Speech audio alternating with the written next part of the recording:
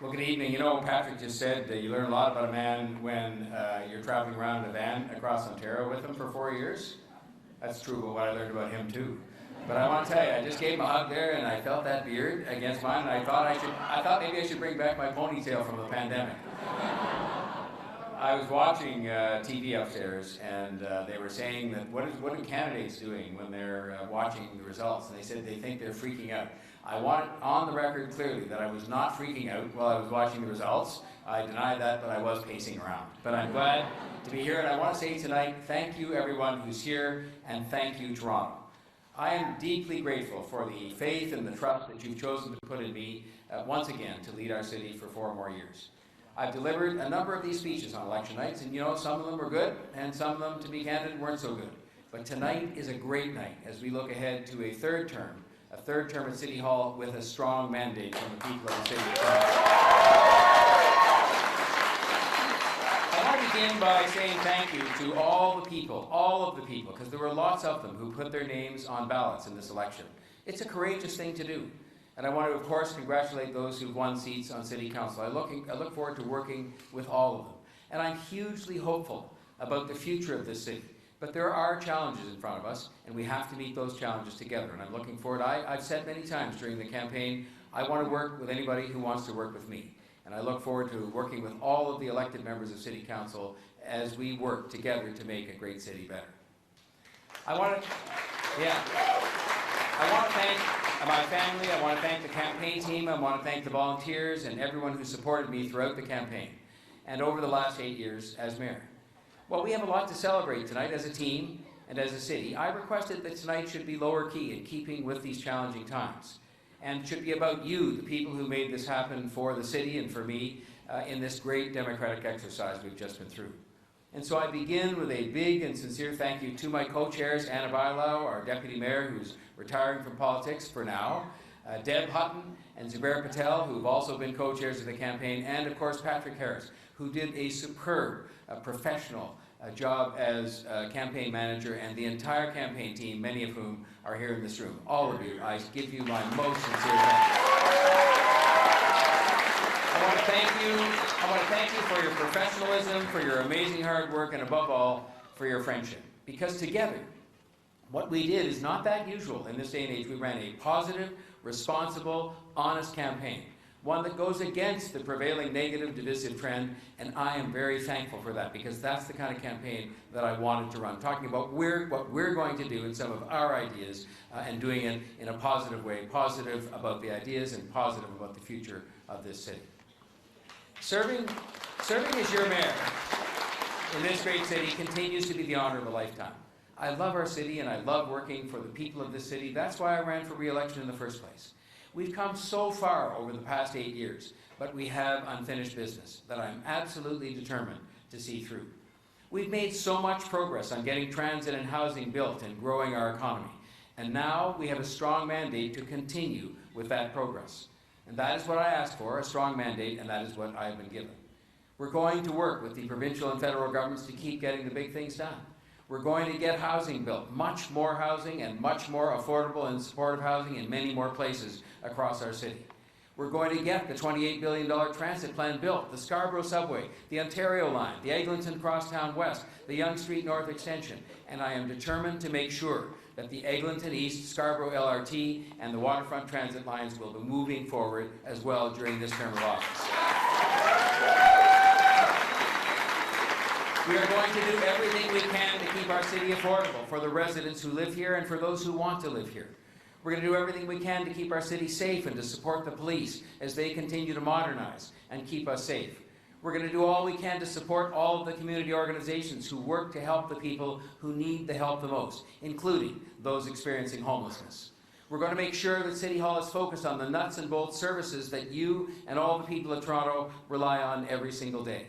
I indicated during the campaign, I am not satisfied that some of those basics are as they should be, and that we must and we will get to work on that tomorrow morning to make those things better and to make them as they should be and as they must be. We're going to do everything we can as a city government to make sure that Toronto's economy comes back stronger than ever. That's something I worked hard on prior to the time of the pandemic. I worked hard on it during the pandemic, and now I'm going to work hard to make sure we fashion the kind of recovery that leaves no one behind. And we're going to make sure, in that regard, that we keep our city united. I am very focused as a person and as a mayor on making sure that we do not fall victim to the strife and the divisiveness that we see elsewhere, and that we continue to be a city that welcomes and respects and supports everyone. There is no room in this city for the kind of hate or bitterness and division that some prefer for their own purposes. And so I will lead in a positive way. I will continue to lead in a positive way which unites, to set an example by respecting everyone and by standing up and speaking up when any group of Torontonians are disrespected.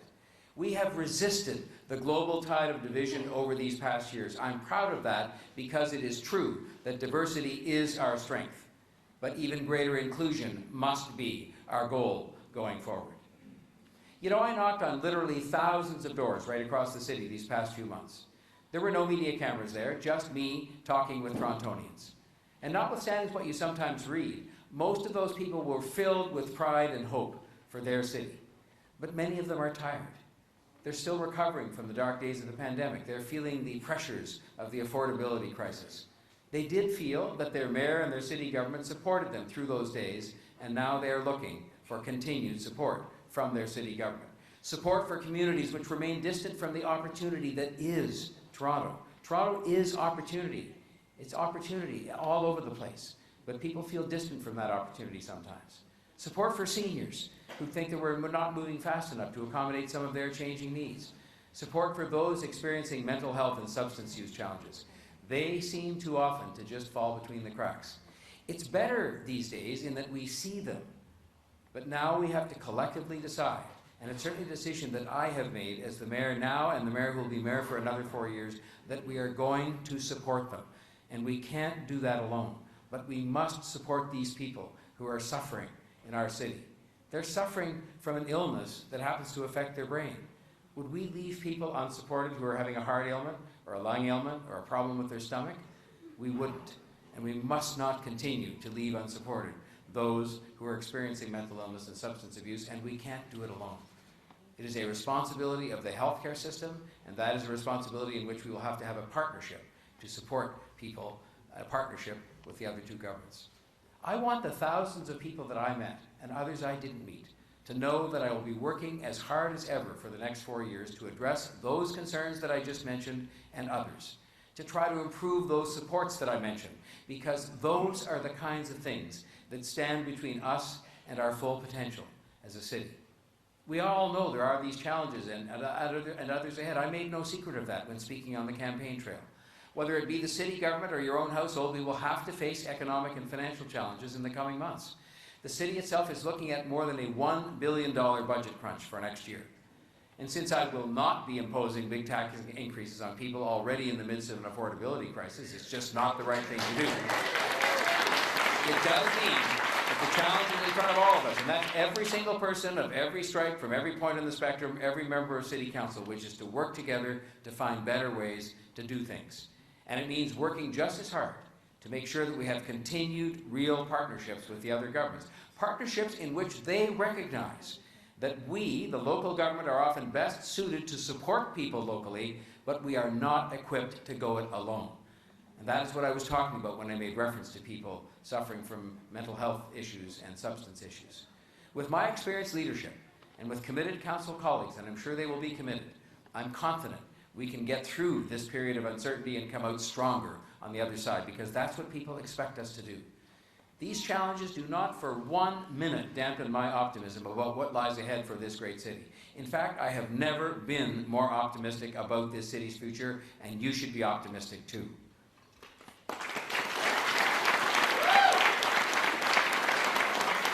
4 years from now, I want you to be able to look back on this election and to know that you have made the right choice voting for me.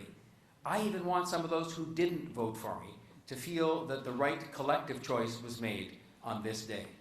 So how will we measure that in 2026? Well, transit will have remained on track. More transit lines will be open, with more on the way. More housing will be getting built, and it will be lived in. Some of it will be lived in because it'll be built between now and then, hopefully as quickly as possible. It'll be happening faster than ever before. More homes will have been opened to families, and more will be on the way. And the supply of affordable and supportive housing will have been significantly increased. Our economy will be booming. Businesses will be thriving. More will be investing here, and more jobs will have been created.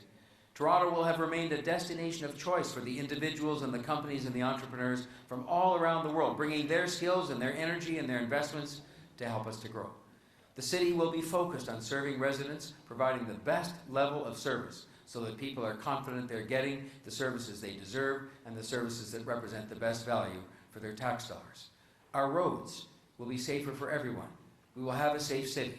We will have very significant initiatives underway in the arts. I've talked about those in the campaign. New parks and open spaces I've also talked about. And we will be on track with our properly ambitious environmental goals.